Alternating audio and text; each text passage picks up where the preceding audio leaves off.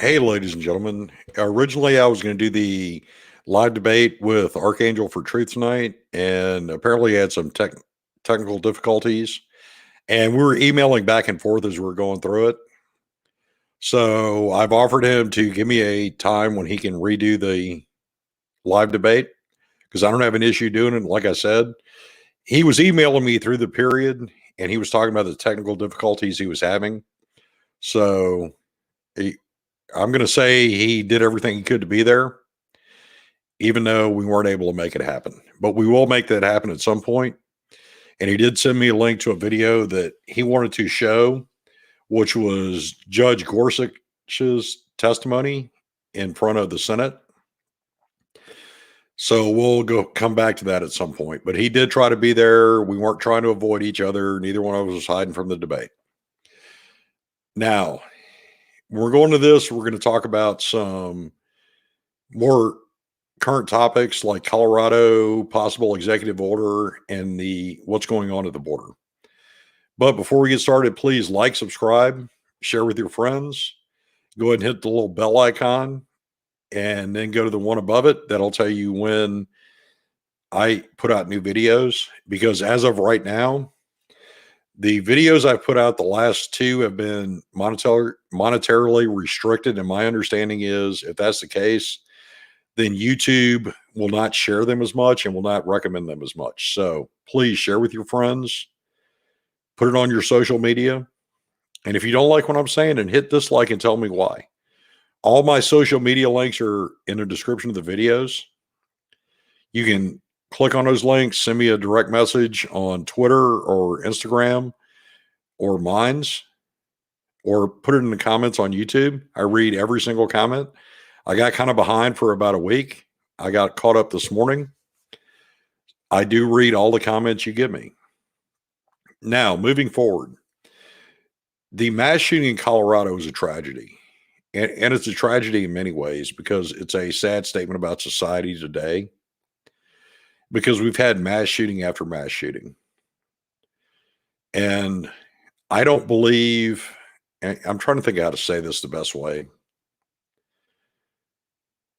I didn't actually plan to make this video tonight because so we're going kind of off the cuff as we do this, which in some ways I'm better at, but in other ways I haven't really been able to get my thoughts together about this. But let's just pull up the news stories I looked at for this.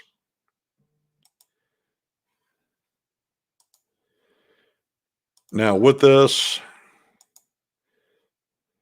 no, I'm not subscribing to the Los Angeles Times. I don't live there. I'm never going to live there. Okay. Now, the shooter, although depending on what you look at, and I saw a couple of memes on Twitter and Instagram that talked about how all these popular figures said, oh, it's probably a white national, it's this, it's that. Well, it turns out he's a Syrian national. He's a Syrian immigrant to the United States. Now, there's also been comparisons made with the sudden increase in bombing in Syria and this shooting. I'm not going to do that. What I am going to say is this man, and I refuse to say his name, even though it is kind of showing on here in his picture, which I try to avoid doing because he doesn't deserve that. He's been charged with 10 counts of first-degree murder and 1 charge of attempted murder. Now, there's also other things he's going to be charged with. In the state of Missouri, he would have been charged with armed criminal conduct. And I don't know for sure what it is in the state of Colorado, but I'm sure they have a similar charge to that. Now, he's been placed under arrest. He is jailed. I don't know why he did it. Until he actually speaks up, we don't know why he did it. What I will say is, and what I will say about every shooter in a case like this, generally, they're cowards. They kill innocent people and then they surrender. They are cowards, regardless of, I don't care why they do it. They are cowards. And no amount of gun control is going to change that. So let's go to this. So Joe Biden is considering executive action on gun control. Now, my question is exactly what it is going to say. They talk about the two bills that were passed by the House, and I kind of talked about those in another video. And if anybody wants me to go more into those two bills, please let me know in the comments or DM me on social media, on Twitter or Instagram or on Minds, because I will go through those bills and talk about what I disagree with in them. Because there's more to it. Okay, here we go. The Democrat called on the Senate to approve two bills passed by the House Representative on March 11th that would broaden background checks on gun buyers. He also called for a ban on assault-style weapons. Well, the problem with that is those bills went a little bit deeper than that. And I am pro Second Amendment. I own guns. What I will say is we can pass all the laws we want. Chicago has some of the most restrictive gun laws in America. And yet, just go through and look at the number of shootings that take place in Chicago. And oh, yeah, here's another dig. Where's Black Lives Matter and Antifa and all these other organizations to talk about the violence going on in Chicago? Oh, wait, I haven't heard anything from them about that. They're all about if police officers do it, but not if it's done within a community or it's gangland, or you see where I'm going with this. So this guy's in Colorado is facing 10 counts of murder and 1 count of attempted murder at a minimum. So he's already violated the law 11 times that we know of. Why would he not violate the law, a gun law? That is not going to solve the problem. And oh, by the way, if Joe Biden does this by executive order, chances are it's going to be ugly and people are going to buy guns and buy high capacity magazines prior to the establishment or him signing the executive order. And then once the executive order is signed, okay, then there's going to be a pause in the sale. Then individuals or organizations or states are going to sue, and it's going to end up in the Supreme Court, and the executive order is going to be found to be unconstitutional. I would put money on it. I will bet Joe Biden's salary for the year that his executive order, should he pass one on this, will be found unconstitutional. So then what have we done? We've wasted a bunch of time and money where I'm not going to get into conspiracy theories because I did see something earlier. I did not watch the video because in my mind, just reading the title of it was conspiratorial, that the FBI was aware of the Colorado shooter prior to him doing that. But what I will say is an executive order won't fix this, and creating more gun laws won't fix this. Addressing underlying issues will fix this. And how we go about that, I'm not positive. What I will say is, from a political standpoint, if somebody was going to ask my opinion, if somebody's going to pay me to consult on their campaign, attempting this executive order, along with raising taxes, along with all these other things, is going to guarantee the Republicans will take control of the House and the Senate in 2022. Yes, I'm making that prediction. All right. Speaking of the presidency, well, there's two ways to look at this with what's going on at the border. Is there a crisis? Is there not a crisis? In this week, I was reading the article, and what I will tell you is if you go to CNBC, MSNBC, and CNN, they're all starting to call it a crisis. On the other hand, this week says this is nonsense. There is a problem at the border, but it's not remotely a crisis. It is an administrative challenge that could be solved easily with more resources and clear policy.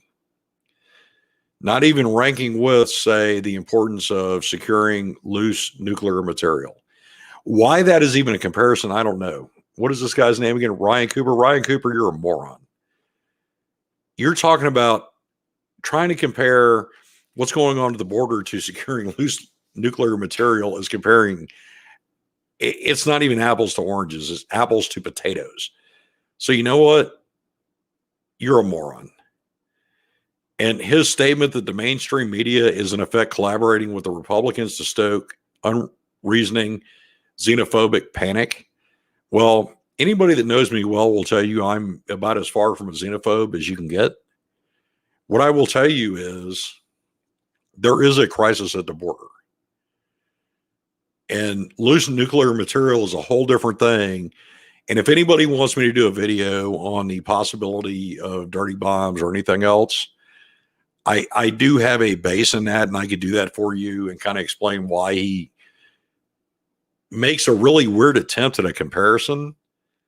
Let me know in the comments or DM me on my social media, and we can talk about that, and maybe that's something to talk about. But one has nothing to do with the other. Let's go over to CNN and see what they have to say, because CNN is not known for being very Republican friendly. I'm just saying. And I will say that as a libertarian leaning independent. I'm not a Republican or a Democrat. Now, here's what I noticed about this article. Nearly 97,000 migrants who crossed the border illegally in February, around 7,100 were turned away. These numbers may reflect repeat crossers. If not for a Trump era policy, they would be generally processed and come to U.S. custody. Where is... Okay, here we go. The increase in unaccompanied children arriving at the border, has not yet peaked, which means there's more coming. Now, here's the problem. In February, they talk about 9,297 children. If you watch my video that I did on human trafficking, guess how these victims get here? That is how they get here. You can say what you want about the differences in border policy. What I am going to go back to, and this is not a knock, I am not going to make a knock on either President Trump or President Biden. I will go back to my call for effective immigration reform. I like the idea of the Dreamers being allowed to have a pathway to citizenship. But I also wish that we can actually come up with effective immigration reform. Because we're not doing that. We're not. As of this moment, there's more children being held in facilities than at any other point in history. And it's not a matter of them being put in cages or them not being put in cages, because they are. And even if they're not being put in cages, well, how are they being held? How is their safety being assured? It's not. Because eventually, at some point, they're going to be turned over to someone. Now, if that is not a true relative, then where are they going? They're being put into a system that we know doesn't work. And by putting them in a system that we know doesn't work, and let me clarify something. The average social worker, the average person that deals with this is doing the best they can. But their caseload is 10, 20, 30 times higher than what it should be. So they decided to go into a profession where they knew they wouldn't make a lot of money because they wanted to do good. And then we overload them by 10, 20, 30 times what any normal human being can handle. So how about we actually come up with the reforms? How about we actually come up with effective processes? I'm not going to get into the cages and whether the cages started with Obama and continued through Trump and now Biden's. I'm not going to do that. What I want to do is say to every member of the House of Representatives and the Senate, let's come up with a plan. It is not wholly on the president. It is on all of you. We voted for you. That is why you're in office. So get off your ass and come up with a plan finally. for the first time in our lifetimes, come up with a plan. For the first time in my almost 49 years, do what we elected you to do and find an effective way to deal with this. I'm not asking you to come up with a budget because I know that's a bridge too far. You're never going to do that. There'll be another omnibus, which will get voted on, which the president will sign. But goddamn, at least come up with effective immigration reform. Is that too much to ask? Ladies and gentlemen, I'm going to end now before I say something to cause even more issues on my channel. But please like, subscribe, share with your friends, hit the hit the notification bell. Let me know in the comments what you think of what I'm doing. If you disagree with me, please disagree. But let me know why in the comments. And like Archangel for Truth, like I said, he was emailing me while he was supposed to be on about technical difficulties, which I understand completely. So I sent him a message asking him to let me know when he wanted to debate. The same thing goes for any of you. If you disagree with me, dislike with what I'm saying, hit dislike, tell me why in the comments, or hit me up on social media. My Instagram, my Twitter, and my Minds account are all in the description.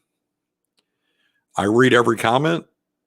So if you want to have a debate, it will be a civil debate, or I will mute you and I will go on with the show. But if you're willing to have a civil debate and you disagree with me, go ahead and let me know there. All right, everybody have a good evening.